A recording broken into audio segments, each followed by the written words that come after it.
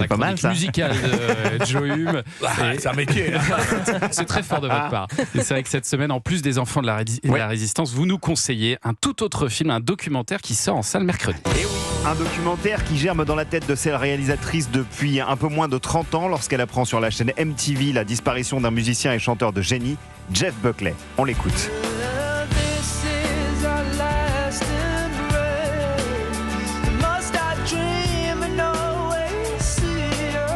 Jeff Buckley, c'est un peu celui qui, au milieu des années 90, est venu apporter une douceur assez salvatrice dans une industrie musicale qui était surchargée de groupes de rock très bruyants venus de la scène grunge, initiée par Nirvana, entre autres.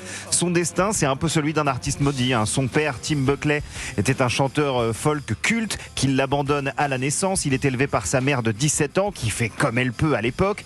Jeff ne rencontrera son papa qu'une seule fois avant sa disparition en 1975 et devra vivre avec cet héritage dont il n'a finalement jamais voulu, sentant toujours au-dessus de lui planer l'ombre de ce père absent dont tout le monde lui rappelle toujours l'existence. Et alors, comment est-ce que Jeff Buckley est devenu artiste du coup ?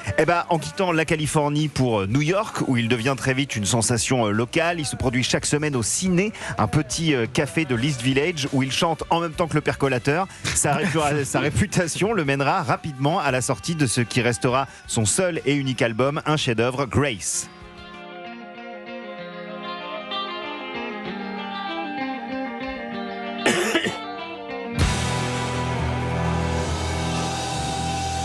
Suivent 2 années de tournées intensives, une pression monstre du label pour un deuxième album qui acquiert un statut de culte, particulièrement en France où le public tombe amoureux de sa reprise de Hallelujah de Leonard Cohen, dont il fait l'une des plus belles chansons du monde.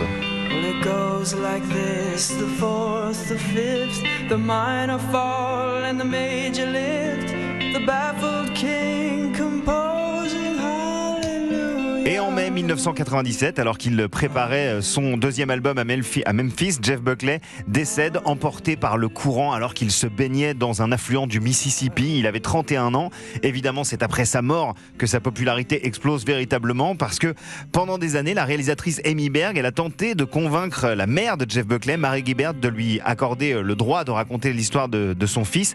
Des efforts qui ont fini par payer. Jeff Buckley, It's Never Over, c'est le titre du documentaire, dresse le portrait d'un artiste ultra sensible, féministe avant l'heure, un chanteur à la voix absolument exceptionnelle et à la personnalité fascinante. Dans un style visuel très années 90, elle met l'accent, la réalisatrice, sur la lutte contre le fantôme de son père, sur ses problèmes de santé mentale également, et puis surtout, elle donne pour la première fois la parole à ses proches, dont les 3 femmes de la vie de Buckley, sa maman Marie, son premier amour Rebecca à New York et sa dernière compagne Joanne Vasseur, qu'il avait demandé en mariage quelques jours avant sa disparition. Et en les écoutant, on a le sentiment que leur participation à ce documentaire, c'est leur manière de faire enfin le deuil de Jeff Buckley.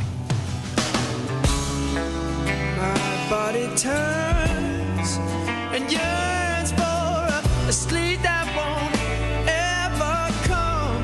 Jeff Buckley, It's Never Over de Amy Berg, c'est coproduit par un énorme fan nommé Brad Pitt et le documentaire est fantastique. Il s'adresse autant aux fans qu'à celles ou ceux qui ne connaîtraient pas du tout l'œuvre de l'artiste. C'est souvent très émouvant, comme lorsqu'on voit Marie écouter l'ultime message vocal que lui a laissé son fils. Préparez les mouchoirs pour ça.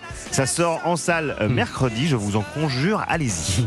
Merci beaucoup, Joe Hume. Allez, pour